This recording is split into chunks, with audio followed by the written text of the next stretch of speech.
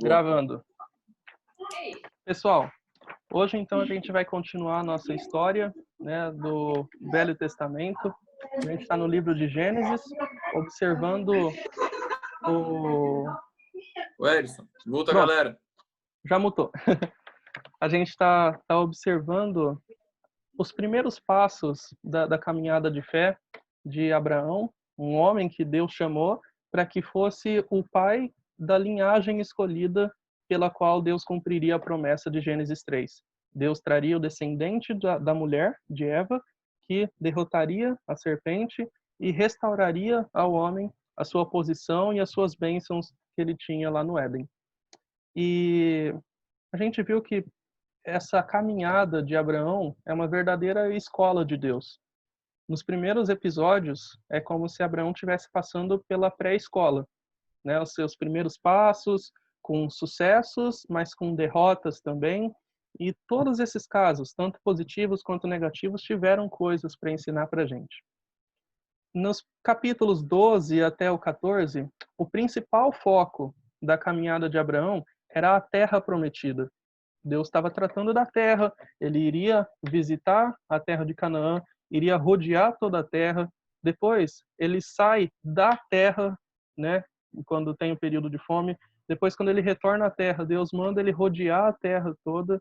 E naquele momento, o foco principal, não que Deus não fale de outras coisas, de outros elementos da promessa, mas o foco principal é a terra prometida. A partir do capítulo 15, o foco passa a ser a descendência prometida. E a partir de agora, Deus começa a tratar com mais detalhes os desdobramentos da promessa com relação à linhagem que Deus tinha prometido. A gente viu que não seria uma tarefa fácil. Assim como não era uma tarefa fácil habitar Canaã, porque já tinham descendentes, aliás, já tinham habitantes. E o objetivo de Deus não é que ele tomasse a terra naquele momento. A questão da linhagem prometida também tinha algumas complicações. O capítulo 15, a gente não vai estudar ele a fundo, né, porque é uma conversa que ele tem com Deus, com alguns detalhes importantes, mas não tem muito conteúdo histórico para que a gente pudesse se aprofundar.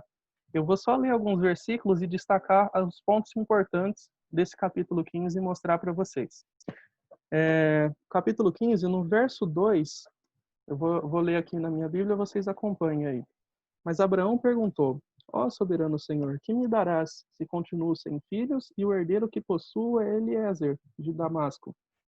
Então, naquele momento, Abraão começa a questionar como aconteceria essa promessa de Deus, porque, né, ele não tinha filhos, a sua esposa era estéril, e eles já estavam numa idade avançada. E mesmo que não fossem estéreis, a situação já estava um pouco mais complicada para se ter filhos, né? A fertilidade já estava comprometida.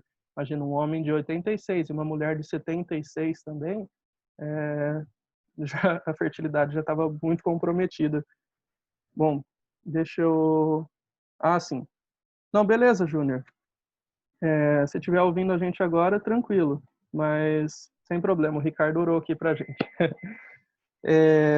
Então, nesse versículo 2, Abraão, ele pergunta para Deus como que aconteceria, né, esse desenrolar da promessa de Deus. Porque, beleza, a terra, embora ele não fosse possuir naquele momento, mas ela já tinha sido conhecida por Abraão. Mas e o filho, né?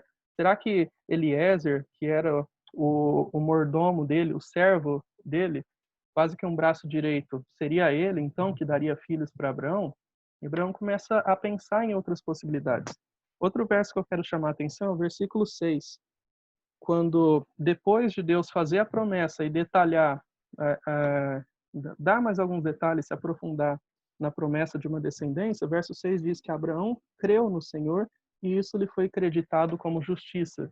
Esse versículo vai ser repetido lá no Novo Testamento para mostrar que a justificação de Abraão não foi pelas suas obras, mas sim pela sua fé.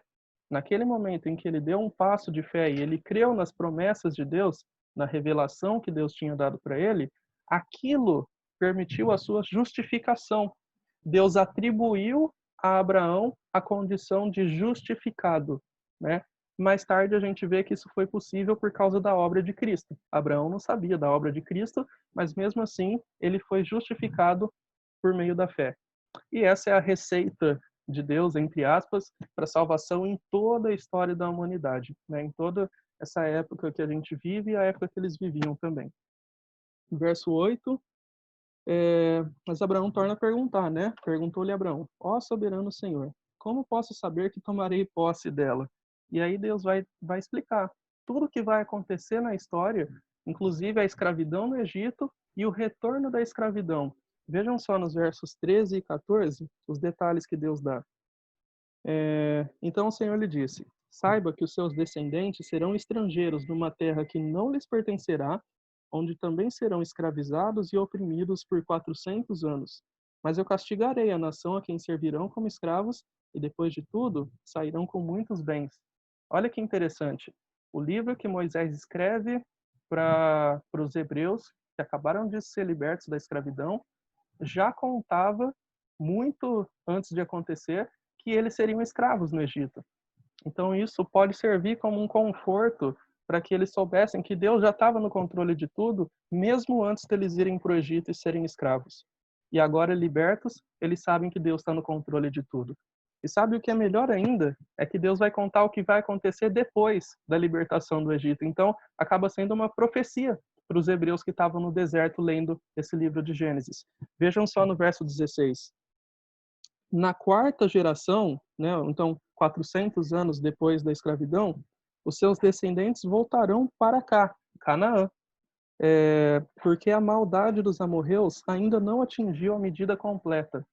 Vejam só que bacana. Deus está profetizando o retorno dos israelitas para a terra de Canaã, para dessa vez tomar posse de verdade, como Abraão não pôde tomar naquele momento, e ainda justifica o porquê deles voltarem só depois de 400 anos. É claro que tem duas coisas se assimilando, assim, né, conciliando. Primeiro é o plano de Deus, ele faz o povo voltar quando ele quiser. Mas, em segundo lugar, também tem o fato de que Deus estava esperando os pecados do povo que habitava a terra de Canaã passar de um limite. Que limite? Não me pergunte, mas é um limite divino, soberano, que ele esperou passar para que ele pudesse julgar aquele povo. E como que ele julgaria? Usando Israel como instrumento. Por isso que Deus manda eles invadirem as terras de Canaã e matarem todo mundo. Isso não era maldade de Deus, nem um Deus sádico que quer ver o povo sofrer. É que ao mesmo tempo que Israel estava cumprindo a promessa de conquistar a terra, Israel também estava sendo um instrumento de Deus de juízo para aqueles habitantes de Canaã. Vejam só que interessante, Deus preparando todo esse cenário e usando o seu povo como instrumento. Ok? Então, esse foi um resumão do capítulo 15 que eu estou dando para vocês, só para explicar como que esse capítulo ele serve como uma transição entre os capítulos que falam da terra prometida e os capítulos que vão falar do descendente prometido, certo? Então, a partir de agora, do capítulo 16 até o 22, a gente vai focar no descendente prometido, beleza?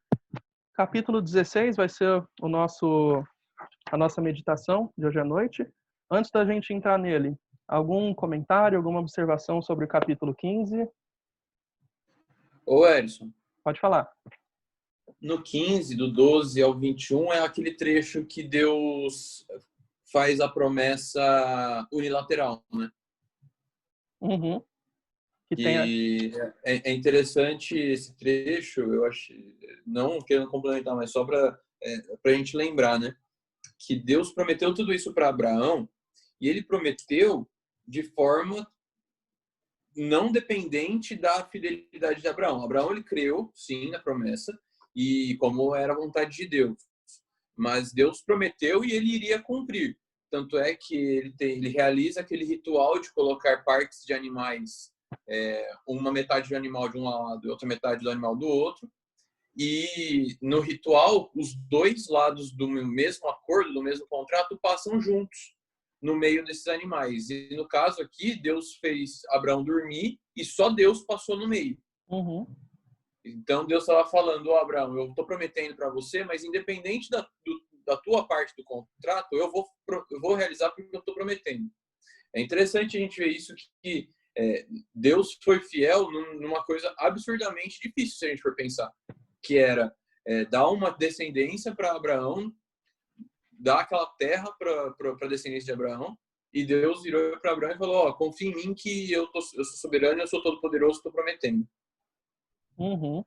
E isso é muito interessante, Rick, bem colocado esse detalhe, porque é justamente no próximo capítulo que vai começar a desenrolar a provisão de Deus para um descendente, mas é justamente no próximo capítulo que vai entrar em questão a fé no poder de Deus para cumprir essa aliança.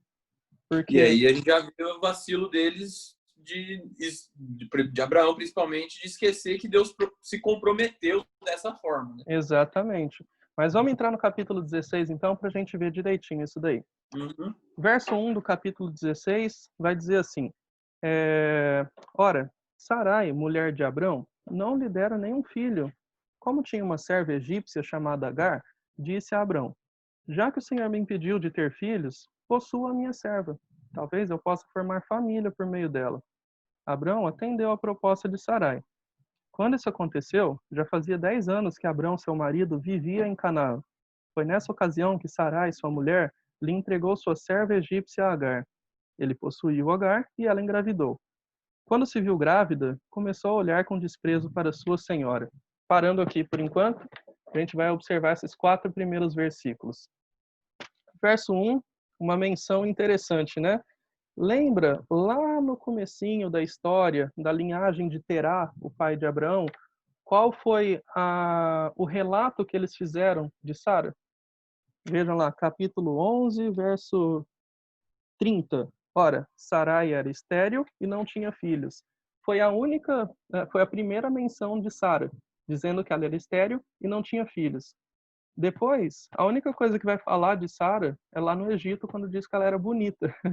E a gente não viu nenhuma fala dela, a gente não viu nenhuma participação ativa dela. Agora que Sara vai entrar em cena, mas antes dela entrar em cena, o escritor, né, de Gênesis, Moisés, ele faz questão de ressaltar. Então, Sara, ela é a mesma do capítulo 11 que era estéril. Ele quer ressaltar que aquilo que ele tinha adiantado no capítulo 11 agora vai se apresentar como uma complicação da esterilidade.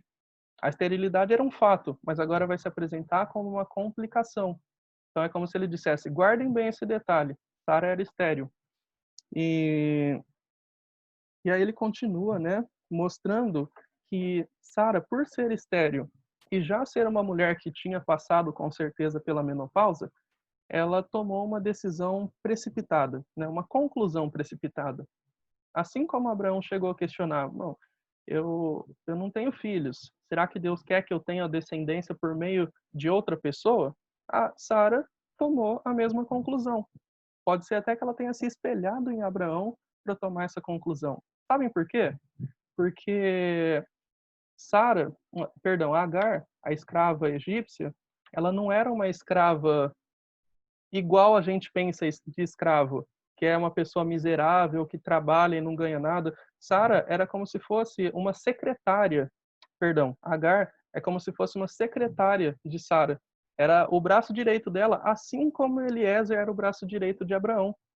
Então, da mesma forma que Abraão pensou que Eliezer poderia ser o pai da sua descendência, Sara pensou que Agar poderia ser a mãe da sua descendência. Por esse motivo, ela teve a sua ideia brilhante, né, de pedir para que Abraão tivesse um filho com ela. Primeira coisa que eu quero chamar a atenção aqui, sobre esse plano dela. Ela diz no verso 2, quem foi o responsável por ela não poder ter filhos? É o Senhor. Ela diz: o Senhor me impediu de ter filhos, seja pela esterilidade ou pela menopausa, que seja. Mas vocês percebem que Sara está colocando a sua infertilidade nas mãos de Deus? Isso está errado? Não, está certíssimo. Ela coloca a esterilidade como uma permissão soberana de Deus. Ótimo. Mas ela deixa a promessa de Deus, o cumprimento da promessa nas suas mãos. Ela coloca a esterilidade nas mãos de Deus, mas coloca o cumprimento da promessa nas suas mãos. Ela fez metade do serviço, né? Ela entendeu metade da questão. O certo seria colocar a esterilidade nas mãos de Deus, mas a solução, né, da esterilidade nas mãos de Deus também. Ao mesmo tempo, Edson, eu fico pensando qual foi o sentimento dela em jogar a culpa em Deus. Foi uma questão de realmente o Senhor é soberano e ele me fez estéril. Ok, meio caminho andado. Então eu vou resolver do meu jeito. Aí é o outro caminho que, na verdade, ela vacila. Ou o sentimento foi outro, de já que Deus não está fazendo direito, deixa eu fazer do meu jeito, deixa eu dar deixa eu resolver o problema, então. Eu fico bem na dúvida qual era esse sentimento de Sara, mas a gente pode definir, e a gente pode deixar muito claro isso. Era culpa, entre aspas, de Deus ela ser infértil? Era. Só que, ao mesmo tempo que isso é só meio caminho, também era meio caminho para ela. Já que Deus que fez isso, era Deus que ia cumprir a promessa. E essa era só o segundo passo que ela precisava, né? Sim, sim. Só o fato dela reconhecer que a infertilidade dela não era um acaso biológico, um acaso científico, era a mão de Deus. Isso não mostra o poder de Deus em tirar a fertilidade de uma mulher que foi criada para dar filhos? Isso mostra o poder de Deus. E ela confiava nesse poder, mas não confiou que o mesmo poder poderia dar filhos. Igual Jó, né, que disse: o Senhor dá a vida, o Senhor tira. Isso é o poder soberano de Deus. Mas eu quero também destacar que eu já falei que Sara pode ter seguido o exemplo de Abraão, o seu marido, em pensar no escravo, né, como aquele que daria filhos. Mas pode ser que ela tenha seguido também o exemplo de Abraão em dar o seu próprio jeito para quando os problemas viessem. Encontrar a sua própria solução para os problemas e não apelar a Deus. Porque o que Abraão tinha acabado de fazer lá no capítulo 12? Ele foi para o Egito quando a fome apertou. Então, isso já serve como uma aplicação para a gente, homens, né, sejam líderes hoje no lar ou futuros líderes do lar, o nosso exemplo vai servir para a nossa família, para a nossa esposa, para os nossos filhos, e não que isso isente eles da culpa, mas a nossa influência vai falar muito alto. E até mesmo para líderes, eu digo isso por mim, Ricardo, o Jô, o que a gente fizer pode influenciar outras pessoas a dizerem: se eles fazem, eu posso fazer também. E isso pode fazer a pessoa extrapolar, né, o seu limite. E aqui, ela segue esse exemplo de Abraão em dar o seu próprio jeito para os problemas, quando eles surgem, e não apelar a Deus. Mas sabe, apesar de ter seguido o exemplo do seu marido, a causa raiz dessa conclusão precipitada, né, dessa postura de Sara, não é Abraão, é Adão. Se a gente for olhar, o que ela está fazendo, na realidade, é uma consequência da natureza decaída que ela e Abraão herdaram de Adão e Eva. Quando eles estavam no Éden, eles eram dependentes da soberania de Deus. Eles governavam o mundo juntamente com Deus. Era uma soberania mediada, né, que o homem exercia ali. Quando o homem peca, ele escolhe deixar a dependência de Deus de lado e escolheram ser escravos da sua própria autonomia. Escravos da autonomia. Parece uma coisa um pouco paradoxa, né? Mas vejam bem, a palavra autonomia no grego, ela vem do autros, que significa próprio, e nomos, que significa lei. Então é uma própria lei. E quando o homem se sujeita à sua própria lei, ele está sendo escravo em vez de ser livre. Porque a nossa própria lei, ela não conduz a caminhos certos. Lembra, o homem tomou do fruto do conhecimento do bem e do mal para que ele mesmo pudesse definir o que era bom e mal. Ele mesmo quis dar a sua definição do que era certo e do que era errado, a começar por negar a definição de Deus do que era pecado. Né? Se eu vou comer do fruto, eu não estou achando que eu estou pecando. Então já começa aí. Escravidão da própria autonomia. Essa é a condição do homem depois da queda. E Sara e Abraão, eles só estão reproduzindo algo que é característico da nossa natureza. A gente também tem esse risco de ser escravos da nossa própria autonomia, achando que é livre ainda, né? E agora, uma ideia interessante, né, é que quando ela propõe para que Abraão tome a serva e se deite com ela e tenha filhos, Abraão, ele simplesmente aceitou, numa boa, né? Isso parece que contrasta um pouco com a última história que a gente tinha visto, né? A penúltima, quando Abraão ele tem o conflito com seu sobrinho Ló, e quando Ló, né, fica, eu imagino Ló meio que estendendo os braços para Abraão e falando: "E agora, tio, o que que a gente faz?"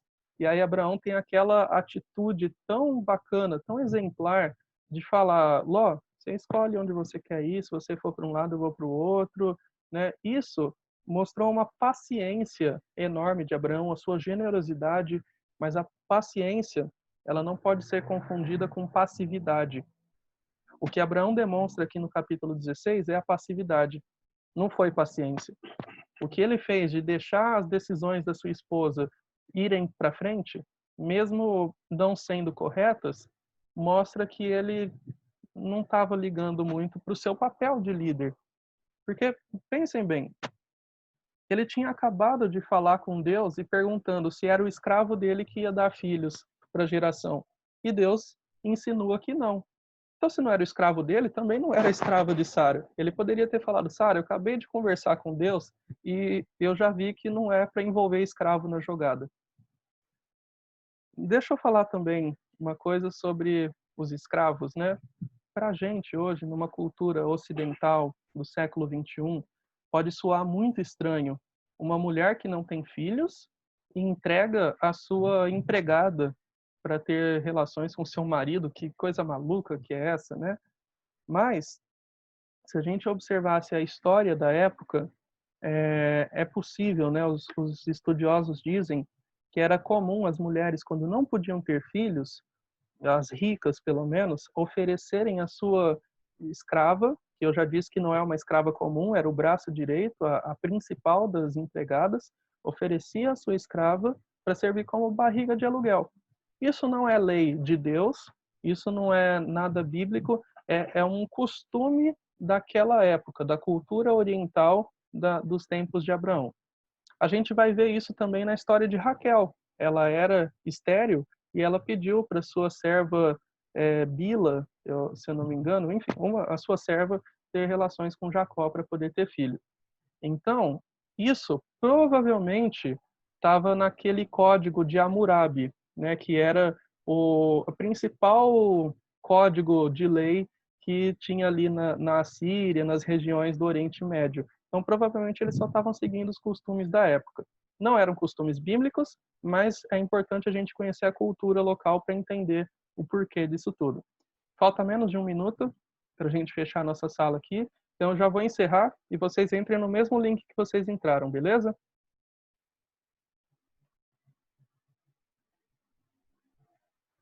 Esse costume por ser lei da época, não tornava correto aos olhos de Deus. Uhum. Esse é o próximo ponto que eu já ia mencionar, que Então, esse não, imagina, você deu o gap, né, o link certinho para eu falar aqui. Esse texto, pessoal, ele é um texto descritivo. Ele está narrando a história de uma pessoa, de um povo. Ele não é um texto normativo, assim como os livros de sabedoria, as cartas do Novo Testamento. As coisas que são mostradas aqui nem sempre são bons exemplos. Então a gente não tem base para dizer que Deus aprova esse tipo de comportamento, ok? Também não tem base para dizer que desaprova, mas naquele momento ele permitiu, né, uma mulher estéril ceder a sua serva para que tivesse filhos. Assim como, deixa eu usar outros exemplos da história de Abraão. Não é porque Abraão foi chamado para ir para uma terra distante que a gente também tem que esperar uma visão de Deus para sair para uma terra distante, tá certo? E não é porque eles estão esperando há 10 anos para ter um filho que a gente precisa achar que sempre a gente precisa esperar 10 anos pelas respostas de Deus. Pode ser menos, mas pode ser mais, né? Então, eu estou dizendo que esse é um texto descritivo e não um texto normativo.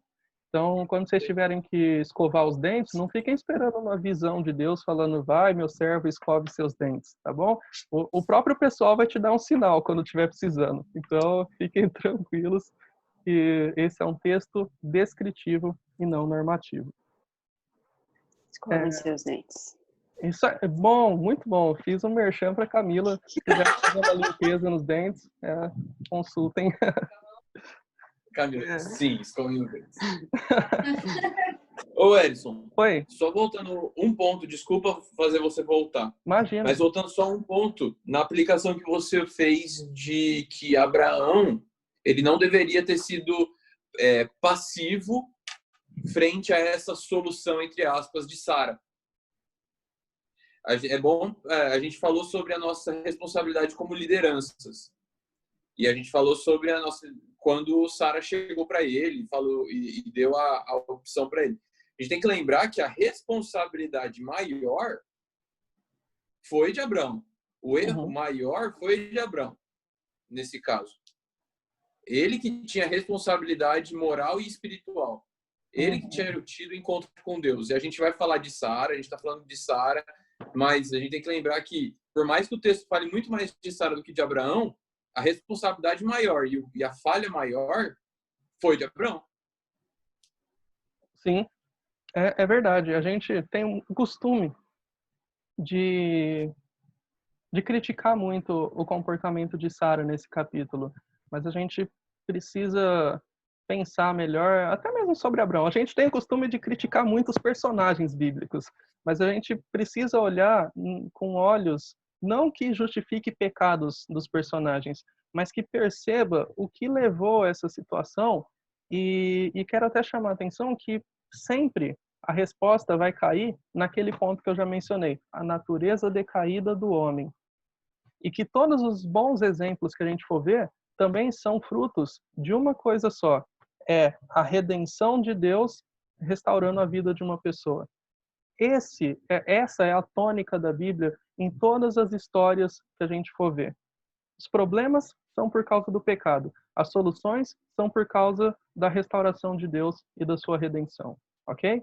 Então, a gente tem muito costume de até mesmo falar, use ele como exemplo, não use ele como exemplo, mas isso talvez dê uma noção para nós de que nós somos os nossos próprios redentores, sem pensar no poder restaurador de Deus. Sem esse poder, a gente não vai conseguir seguir nenhum bom exemplo. Ok? Oi, pode falar. Eu queria falar um negócio também sobre esse texto aqui, em um autor que eu acho que ele é muito importante como aplicação, né, para a gente. Por mais que não seja mesmo, né, um texto normativo, eu acho que esse exemplo ele fica muito, muito forte para a gente, um exemplo negativo, na verdade.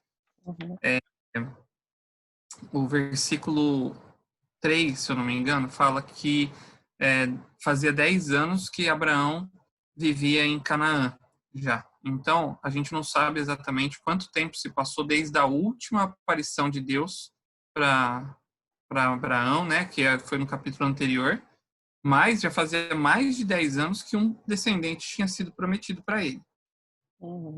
Porque o descendente já tinha sido prometido até antes da viagem estar completa de Abraão, né? O que eu estou querendo dizer aqui é um fator tempo das promessas de Deus ou da palavra de Deus para a gente. O fator tempo ele é muito relevante para a gente na tomada de decisão. Porque quando Deus fala alguma coisa para a gente, eu não estou me atendo simplesmente às promessas de Deus para a gente, mas estou falando em qualquer palavra de Deus para a gente. Quando a gente ouve aquela palavra, recebe a palavra, a gente tende a estar com um copo relativamente cheio de confiança naquilo que Deus diz. E se a gente não alimentar isso, ela tende a diminuir o nível de confiança que a gente tem naquela palavra, né? Então, por exemplo, se Deus diz algo para a gente sobre o nosso serviço na igreja e a gente está com um copo cheio de confiança naquilo, ou a nossa presença na igreja, a nossa vivência junto com a igreja, né? A gente está confiando naquilo, mas a gente vai vivendo o dia a dia, né? E vai esquecendo disso um pouco, e o nosso nível de confiança naquela palavra de Deus vai diminuindo, até a gente recebe alguma coisa negativa ou bate uma bad em cima daquilo e a nossa confiança praticamente zera naquilo. É nesse momento que a gente toma as piores decisões. E aqui o exemplo de Sara, ela é muito forte para a gente, né? E não estou falando só especificamente para as mulheres, não, para todo mundo, assim. Quando a bad bater na gente, assim, é nesse momento que a gente não pode tomar decisões. Porque essas decisões emotivas, essas decisões levadas pela desconfiança na palavra de Deus, elas tendem a ser muito ruins para a gente. E olha só, a decisão de Sara, ela acabou com toda a carreira espiritual da família dela, porque daqui para frente foi só briga na família dela. E eu tô falando da família dela do ponto de vista de central Abraão ali, né? Foi só briga ali, né? Ele tem, agora não tem mais uma descendência só em Isaac, ele vai ter o Ismael depois. Mas acabou. Dividiu é como se dividisse a bênção de Deus naquele momento. Foi esquisito isso, né? Falar desse jeito. Não foi exatamente isso que aconteceu, mas só para ficar claro, assim. O exemplo que fica para mim nisso, e eu queria passar isso para vocês, é não tomem decisões quando a bad bater. Quando alguma coisa emocional está tomando a gente, assim. Seja alguma coisa de relacionamento, seja alguma coisa dentro do nosso casamento, ou dentro do namoro de vocês, ou dentro da família de vocês, dentro da igreja, dentro do trabalho. Quando tiver alguma coisa acabando com o emocional de vocês, não tomem decisões. Porque essas decisões tendem a ser muito ruins do ponto de vista espiritual pra gente. Sim. Inclusive, Jô, isso daí vem de encontro a uma das aplicações que eu ia até mencionar mais para o final, mas que é justamente essa ideia de que os nossos impulsos, as decisões levadas por impulsos, que geralmente são motivados por uma paixão muito forte, elas podem levar para resultados desastrosos. A paixão aqui era, no caso de Sara, pela sua posteridade, pela sua descendência. Uma mulher estéril era muito mal vista na sociedade, não se sentia mulher o suficiente, e ficar sem descendência também era horrível, né? E então a paixão de Sara, aquilo que ela colocava ali como algo que ela queria muito, era a sua descendência. E ela teve decisões movidas por impulso. Esses impulsos levados por uma paixão muito forte levam a situações desastrosas. Isso pode ser por qualquer coisa, né? E assim, especificamente sobre a promessa de Deus, se eu não me engano, Deus se apresentou para Abraão 3 vezes fazendo a mesma promessa. Com algumas diferenças, né, nas falas entre uma e outra, assim, mas foram, se eu não me engano, tá? Foram 3 vezes. Talvez foram mais, mas eu não lembro de cabeça. 3 vezes. E mesmo assim deu ruim, né? Pensa, e mesmo assim deu ruim. Essa é a importância da gente constantemente ouvir a palavra de Deus. E mesmo que seja o mesmo assunto, vocês prestaram atenção no exemplo que eu dei do copo, do nível de confiança, né? Que a gente tem. Assim. É natural por causa do pecado de Adão mesmo. Bem aquilo que o Erison disse. É natural o nosso copo ir esvaziando. O nível de confiança que a gente tem na palavra de Deus. E o nível de confiança não é algo que a gente acha que tem. É uma coisa vivida no dia a dia. Pode falar que confia na palavra de Deus. Quando ele diz lá, né, para os filhos serem obedientes aos pais. Honrarem os pais, aliás. Mas se você não pratica isso, você não confia nessa palavra de Deus. Essa é a importância da gente ouvir constantemente a palavra de Deus, para o nosso copo ficar sempre cheio de confiança, né? O nível de confiança na palavra de Deus. Por mais que essas vezes que a gente está, nossa, mas de novo esse assunto, nossa, de novo, ouvindo isso, serve exatamente para isso, para o nosso nível de confiança estar lá em cima. Estou dando esse exemplo, sim, eu sei que são muitos sis, né? Mas vamos supor que num dia anterior de Sara sentir aquela bad e oferecer a Agar, no dia anterior, Abraão chegasse com flores para ela, para Sara, e falasse: olha, lembra da promessa de Deus que a gente vai ter um filho, e tivesse um momento especial ali com Sara para ela lembrar a promessa de Deus. Talvez a história fosse diferente nisso. Essa é a importância de a gente lembrar da palavra de Deus constantemente. Uhum. Pois é, muito bem colocado esses comentários. E vocês vão ver que a segunda parte dessa divisão aqui entre Abraão, Sara e Agar, ela tem duas divisões. A primeira delas, a gente já viu aqui, que Sara propõe alguma coisa, depois Abraão concorda, depois Sara age quando entrega sua serva, e por fim Agar reage, né, quando ela começa a olhar Sara com desprezo. Começa a se sentir mais mulher do que Sara, por estar grávida e Sara não. Na segunda divisão, a gente vai ver exatamente as mesmas coisas se repetindo. Sara propõe alguma coisa, Abraão concorda, depois Sara age, depois Agar reage. Vocês vão ver aqui, do verso 5 e os versos 5 e 6. Então Sarai disse a Abraão: caia sobre você a afronta que venho sofrendo. Coloquei minha serva em seus braços, e agora que ela sabe que engravidou, despreza-me. Que o Senhor seja o juiz entre mim e você. Respondeu Abraão a Sarai: sua serva está em suas mãos. Faça com ela o que achar melhor. Então, Sarai tanto maltratou Agar que esta acabou fugindo. Vejam só, essa estrutura de repetição de ideias, de rimas de ideias, era algo muito comum na literatura hebraica. Isso aí chama quiasma, né, de rimar as ideias. E Moisés, ele inspirado por Deus, ele colocou essas ideias rimando, não foi à toa, né?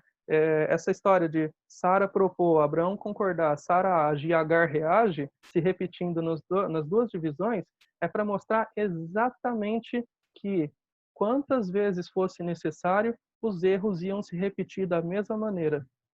Quantas vezes fosse necessário, a não ser que Deus pudesse intervir diretamente e restaurar a vida desses envolvidos. Então aqui, como o João adiantou, a gente vê aqui um caso de polícia, né? Esse era um caso digno de aparecer no programa do Datena. Briga generalizada em Do casa. Ratinho. Do Ratinho, é verdade. Briga generalizada em casa, mulher grávida e expulsão de casa, enfim, aquele barraco que a gente vê na TV de vez em quando, né? E esse desentendimento todo foi provocado por causa de um erro. Mas é um erro provocado pela condição decaída de Abraão, de Sara e de Agar também. Casos de família, verdade, Fá. Um caso que apareceria às 3, 5 da tarde no SBT facilmente. Mas vamos olhar esses dois versículos, 5 e 6, com mais calma. Em primeiro lugar, Sara chega a Abraão levando a sua queixa para ele, né? Então ela leva para ele seu problema que está afligindo ela, para que Abraão possa julgar e corrigir com justiça. Afinal, ele é o líder do lar. E só para a gente entender o contexto, caso eles realmente seguissem esse código de Hammurabi que fala das leis de dar escrava, né, para ter um filho, caso eles realmente seguissem isso, o fato da escrava desprezar a mulher depois de grávida era algo que o código também punia. Ele condenava esse tipo de atitude.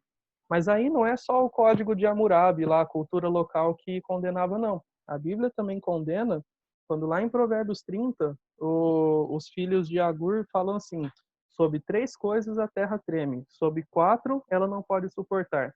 Aí vai citar 3 coisas, e a quarta é o quê? Uma serva que suplanta ou engana a sua senhora, que desonra a sua senhora. Então a Bíblia coloca esse tipo de postura insubordinada como algo horrível, né? Horrível. De 3 coisas que a terra treme, a quarta, que é pior ainda, é um servo insubordinado. E Agar ela estava mostrando esse tipo de atitude, né? Uma ingratidão muito grande. porque ela já era uma serva de respeito. Ela era uma escrava egípcia, provavelmente ela tinha vindo lá do Egito, estava numa família rica, tinha uma posição de prestígio e agora seria mãe do filho de Abraão. Imagina quantos privilégios ela não teria na sua vida. Mas ela prefere tratar Sara com desprezo. Por isso que Sara usa a palavra, no verso 5, afronta. A palavra afronta aqui, literalmente no hebraico, é uma violação da lei. Qual foi a violação da lei que Agar cometeu? O desprezo da sua senhora. Isso foi uma violação. Então, como houve essa violação da lei, Sara chega para Abraão e fala: Abraão, houve uma violação da lei, você precisa julgar isso com justiça e corrigir a minha escrava. Em outras palavras, foi isso que ela fez. Mas, além de apelar para a autoridade de Abraão, ela também apela para uma autoridade superior, que é a autoridade de Deus. Ela diz no verso 5, que o Senhor seja o juiz entre mim e você. E, nesse modo, ela mostra duas coisas interessantes, né? A primeira é que ela parece que não está se vendo como culpada da situação, porque ela apela até para Deus, dizendo: olha, Deus é testemunha de que eu não estou errada. Pode que Deus julgue, que vai ver que o culpado é você, Abraão, né? Então você que corrige aí. Mas um segundo ponto, como eu gosto de olhar as coisas boas, dar o benefício da dúvida para as pessoas, isso mostra ao menos a fé dela em Deus. Mostra uma segunda demonstração. Lembra que Sara está aparecendo na história agora. Ela está entrando em cena agora. E ela já mostrou a fé dela, mais ou menos, quando disse que foi Deus quem tirou a fertilidade dela. E ela mostra uma fé parcial, um pouco imatura, quando ela entende que Deus é capaz de julgar causas entre as pessoas. O problema é que ela não tem medo disso, porque se ela tivesse, ela nem colocaria Deus na questão. Então, assim, vamos dar um crédito que ao menos ela está envolvendo Deus, mas de uma forma muito imatura.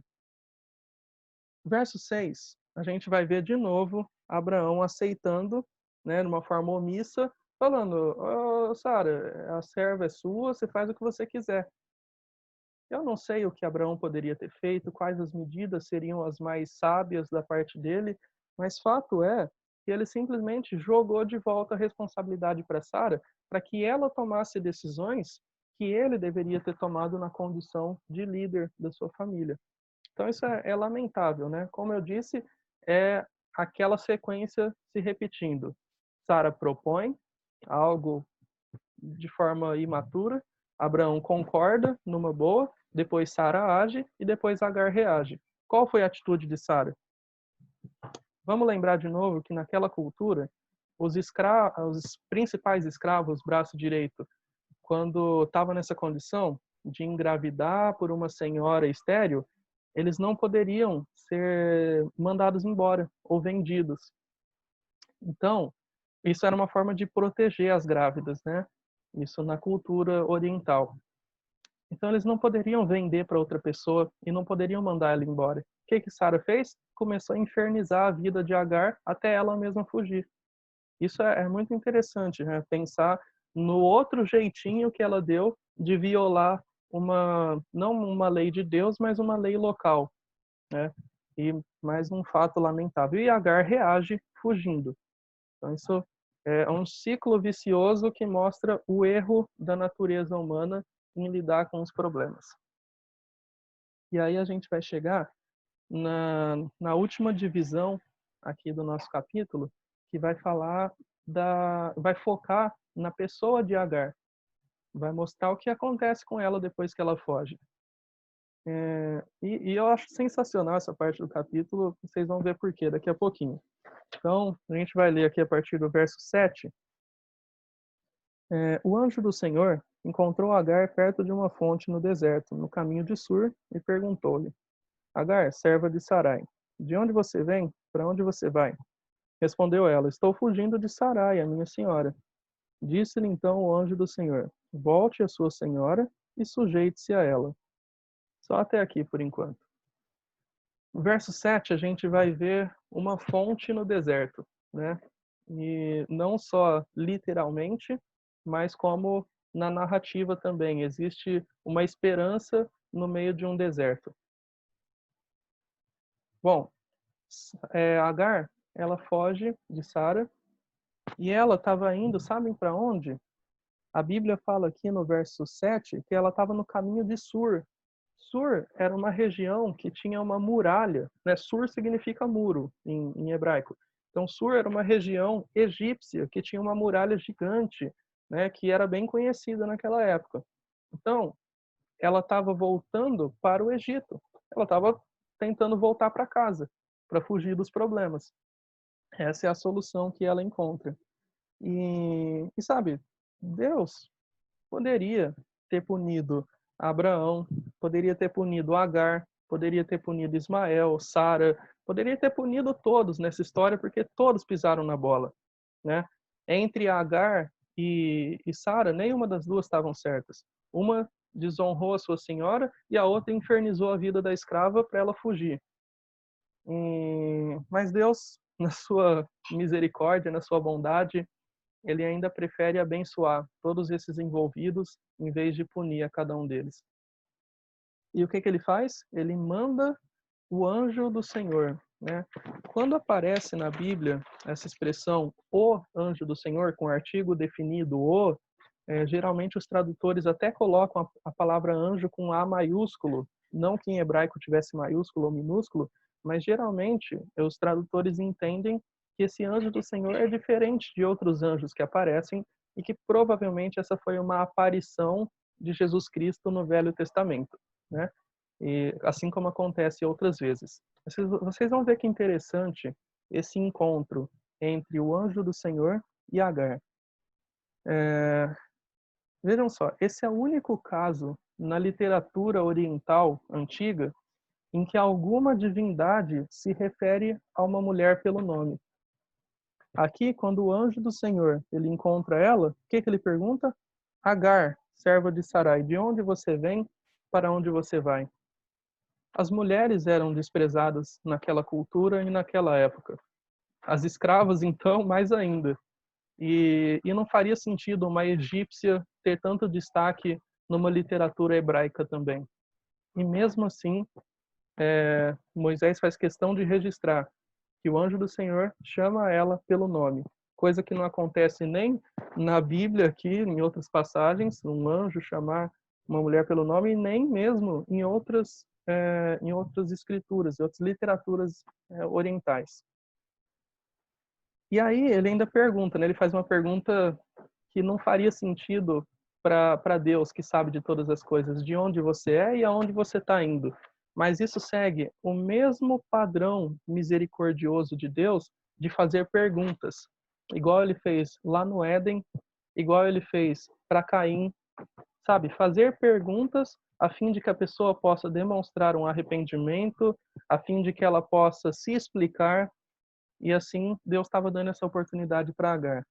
E olha só que bacana a resposta dela. Foi uma resposta honesta e humilde, né? Diferente da resposta de Adão, quando ele foi questionado por Deus, diferente da resposta de Caim. Ela dá uma resposta honesta e humilde. Ela diz, estou fugindo de Sarai, a minha senhora. Ponto. Ela disse que ela estava fugindo, ela não ficou se vitimizando por estar sendo injustiçada, ela não disse nada além dos fatos. Eu estou fugindo da minha senhora, né? O que para um escravo era errado. Então ela confessou o seu erro, né? Agora o anjo ele mostra para Agar que o caminho da liberdade não estava em voltar atrás, voltar para o Egito, mas o caminho da liberdade era a honra, a sujeição à sua patroa. E mais uma vez, esse é um texto descritivo, mas não normativo, mas aqui a gente vê o desejo de Deus de que a gente honre as nossas autoridades, os nossos patrões, os nossos pais, os nossos políticos, por piores que sejam e por mais errados que eles estejam. Mas a nossa conduta como cristão deve ser respeitar essas autoridades. E aqui ele mostra, né? Agar, seu caminho para a liberdade não é voltar para o Egito, mas sim voltar para a escravidão. Poderia pensar, como assim? É exatamente o caminho contrário para a liberdade e o anjo está me mandando voltar? Mas vejam só, como Agar começa a ter até mesmo o seu caráter transformado. Como que todo esse episódio ruim serviu para a transformação do caráter de Agar. Versos 10 ao 12, a gente vai ver alguns detalhes aqui. Disse mais o anjo: multiplicarei tanto os seus descendentes que ninguém os poderá contar. E disse-lhe ainda o anjo do Senhor: você está grávida e terá um filho, e lhe dará o nome de Ismael, porque o Senhor a ouviu em seu sofrimento. Ele será como jumento selvagem, sua mão será contra todos, e a mão de todos contra ele. E ele viverá em hostilidade contra todos os seus irmãos. Vamos começar a observar esses versículos. Em primeiro lugar, a gente vê que mesmo aqueles que não fazem parte do povo de Deus, eles podem ser abençoados por Deus. Deus faz nascer o sol sobre justos e injustos, faz chover sobre justos e injustos, e as bênçãos de Deus, elas se estendem para todos. Isso mostra a bondade de Deus para com sua criação. E aqui, mesmo Agar não sendo parte da linhagem prometida, ele, em vez de punir a ela pelos erros que ela cometeu, ele prefere abençoar, com base na transformação do caráter dela, né? E ele mesmo estava proporcionando. Ele anuncia que ela teria um filho, e vejam só, esse é o primeiro anúncio de um anjo sobre o nascimento de um bebê. Coisas que aconteceriam várias vezes. Vocês lembram de algumas outras vezes que anjos anunciaram o nascimento? Alguém fala aí, me ajudem aí? Sansão. Teve também Samuel, né? Alguém lembra de mais algum? Mais importante de todos também. Jesus. Ana, ela não pode ter filhos e é anunciado que ela teria filho, não é? Ou eu estou enganado? Posso estar. Acho que não. Não? Perdão, então, cometi um deslize. Foi João Batista. João Batista. Mas não são poucas ocorrências de uma profecia de um anjo sobre o nascimento de uma criança. Perdão mesmo, tá? Eu devia ter pesquisado isso antes e não deixado para vocês. Mas o que eu quero destacar aqui é que a primeira menção de um anjo profetizando o nascimento de uma criança é justamente para uma mulher que não é do povo de Deus. E junto com essa profecia do nascimento de uma criança, os anjos também falavam, né, sobre a vida e o destino dessa criança. Então, nesses exemplos que vocês deram sobre Sansão, sobre João Batista, sobre Jesus, os anjos falaram sobre o destino dessas crianças. E isso mostra a importância que Deus está dando para essa mulher, mesmo ela na sua condição tão miserável. Isso é a graça de Deus trabalhando.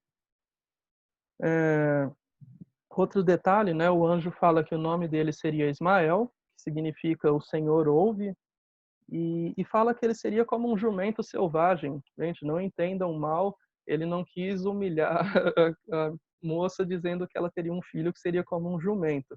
É que um jumento selvagem, né, ele era um animal, embora pudesse ser domesticado, mas o jumento, ele era um animal indomável, um animal difícil de domar. Então ele era um animal sem medo, um animal ligeiro, né, que gostava de ter liberdade. E era isso que o anjo estava falando sobre Ismael, que ele seria, não só ele, mas a sua descendência, que eles andariam dispersos pela terra, eles viveriam fora da terra prometida, né? E eles viveriam por conta própria. Só que essa paixão pela liberdade, ela também traria consequências negativas. Por isso que ele diz que a sua mão será contra todos e a mão de todos contra ele. Que ele viveria em hostilidade contra todos os seus irmãos. Isso insinua conflitos, né, talvez até guerras, mas também insinua, né, essa palavra hostilidade também, ela dava a entender simplesmente o sentido de ser vizinhos de vários povos. Não era necessariamente batalhas e guerras, embora isso tenha acontecido. Mas vejam só, o que é interessante aqui, embora eles não tenham herdado a terra prometida, eles herdaram, dá para se dizer que Agar pegou carona na promessa de Abraão no sentido de ter uma descendência numerosa. Então ela foi abençoada, talvez por estar gerando no seu ventre o filho de Abraão. E ali Deus promete que ela teria uma descendência numerosa. Vocês devem saber que Ismael, ele foi o pai de 12 filhos. Esses 12 filhos deram origem a nações árabes. Eu não gostaria que a gente olhasse para essa descendência de uma forma preconceituosa, dizendo que eles foram desfavorecidos por Deus porque eles são árabes e porque eles brigam com Israel hoje em dia, porque os árabes são tudo muçulmanos. Em primeiro lugar, os árabes, eles não são tudo muçulmanos. As estatísticas mostram que só 15% dos muçulmanos são árabes, né? Não sei quantos por cento dos árabes são muçulmanos, mas isso está longe de ser todos, né? Inclusive, existem muitos árabes que são cristãos hoje em dia. Não dá para tratar essa linhagem como uma linhagem amaldiçoada por Deus. Pelo contrário, eles foram abençoados. E eles tiveram conflitos com Israel, mas foi interessante a forma como Deus mostra essa linhagem como uma linhagem abençoada justamente para o povo hebreu, que estava saindo rumo a Canaã. Então talvez isso tenha sido um alerta para que não se criasse essa visão preconceituosa e racista sobre outros povos. O racismo ele nunca foi compatível com a mensagem bíblica. E a gente pode tirar isso como lição também, não só com os árabes, mas também com pessoas de outras regiões aqui no Brasil, pessoas que têm uma outra etnia, né, pessoas negras. Ninguém, né, merece ser tratado de forma preconceituosa. Deus não faz isso e muito menos a gente deve fazer. Agora, a continuação, né, nos versos 13 e 14, a gente vai ver algo interessante aqui. Esse foi o nome que ela deu ao Senhor que lhe havia falado. Tu és o Deus que me vê. Pois dissera, teria eu visto aquele que me vê? Por isso o poço, que fica entre Cádiz e Bered, foi chamado Beer-Lahai-Roi. Vejam só, além dela ser a única mulher na literatura oriental antiga a ser chamada pelo nome por uma divindade, ela também é a única pessoa, o único caso na Bíblia de um ser humano dando um nome para o Senhor, atribuindo para Deus um nome. Olha que interessante, o nome que ela dá em hebraico, né, ele é El Roi. Então, esse é o nome que ela fala aqui, que traduzido é Tu és o Senhor que me vê. Tu és o El Roi, né? E ela dá esse nome para Deus. Muito curioso. E isso mostra que ela reconhece que o Senhor é aquele que cuida dela. Agora vejam só que interessante. A resposta que ela dá para a promessa de Deus é uma resposta de forma favorável à pessoa de Deus. Ela diz que o Senhor ouve ela. Não é uma resposta favorável à bênção de Deus. Muitas pessoas focam na bênção de Deus, mas esquecem do Deus das bênçãos, né? A gente costuma até usar esse jogo de palavras. Mas Agar, ela reconheceu a grandeza, além da bênção, mais ainda do Deus que abençoou. Por isso ela dá esse nome, esse é o Senhor que me vê. E antes, quando ela estava na casa de Sara, ela estava mais preocupada com a sua gravidez e usava isso como motivo para humilhar sua senhora. Agora, parece que ela não está mais tão preocupada com a gravidez como ela está preocupada com o cuidado que Deus oferece para ela. Porque estar grávida no deserto não ia servir para muita coisa, né? Mas o cuidado do Senhor foi aquilo que ela valorizou mais ainda do que a sua gravidez. Olha que bacana a forma como ela mudou o seu ponto de vista, a sua visão sobre o mundo, né? Mesmo em poucos versículos a gente pode ver Deus transformando a vida dela. E outra coisa interessante é que, lembrem, os hebreus estavam lendo esse livro de Gênesis quando tinham saído do Egito. E se Deus respondeu o clamor de uma escrava egípcia, quanto mais ele responderia o clamor do seu povo escravizado. Agar era uma escrava e Deus ouviu. Israel era uma nação escrava e Deus ouviu também, principalmente porque eles eram seu povo, certo? O que a gente pode aprender com esse nosso texto de hoje, né? Perdão, eu só esqueci de ler o verso 15, que fala que Agar teve um filho de Abraão, e esse lhe deu o nome de Ismael. Né? Ele estava com 86 anos de idade quando Agar lhe deu Ismael. Esse versículo, no final do capítulo, é um contraste com o primeiro versículo. Lembrem, o primeiro versículo fala: Sarai, mulher de Abraão, não lhe dera nenhum filho. E agora, no final, Agar teve um filho de Abraão, e esse lhe deu o nome de Ismael. Esse contraste, ele vai mostrar as consequências de uma maquinação humana. O preço de ter dado um jeitinho nos planos de Deus. Então, agora sim, o que a gente pode aprender com todo esse texto de hoje que a gente meditou? Sara resolveu dar um jeitinho para ajudar nos planos de Deus. Gente, cuidado. O jeitinho, ele pode provocar mau jeito na nossa vida. Certo? O jeitinho, não só o jeitinho brasileiro. Aqui a gente viu o jeitinho oriental de Sara, né? E esse jeitinho pode causar mau jeito na nossa vida. Mau jeito é dor, né? A gente pode ter um incômodo, uma dor. E a gente viu aqui os resultados disso. Como o Jô falou, ter que lidar com mais uma criança que não era criança da promessa, ter que lidar com uma outra mãe, né? O próprio Isaac teve problemas com esse meio-irmão e com essa madrasta. Então, foram alguns conflitos desnecessários. Eles colocaram a promessa de Deus em risco, mais uma vez. E a gente viu que esse foi um atalho que não levou para o lugar certo. Então, o jeitinho pode provocar mau jeito. Uma outra coisa que a gente aprende é a necessidade da liderança firme, de mostrar exemplo através da liderança. Abraão não pôde mostrar isso como se esperava. Além disso, o racismo ele não tem fundamento bíblico, como a gente já destacou. E por último, né, e mais importante, é que sempre, sempre existe esperança para a reconstrução. O salmista diz várias vezes que a misericórdia do Senhor dura para sempre. E Jeremias também fala que as suas misericórdias não têm fim, se renovam a cada manhã. Deus sempre dá uma oportunidade para reconstrução, quando Ele tem nos seus planos uma vida sujeita a Ele. Então, que a gente possa aprender com esses exemplos e entender que o Senhor é capaz de restaurar a nossa condição decaída e fazer com que a gente obedeça a Ele. A gente está encerrando a sala aqui. Peço para vocês entrarem no link rapidinho, só para a gente fazer uma oração, alguns comentários, tá bom? Eu vou fechar aqui. Estou tentando... Aí, agora foi.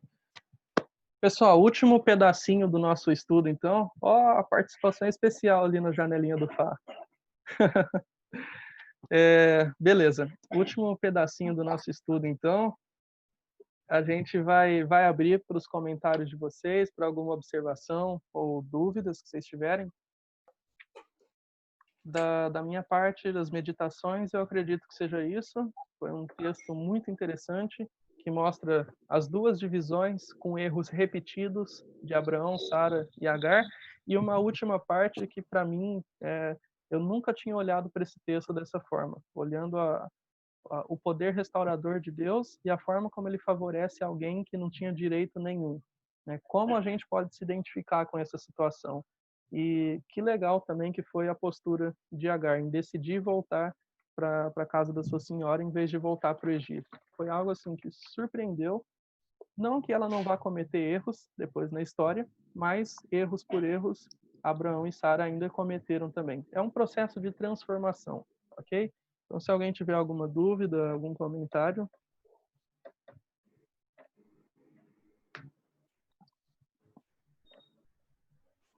Não.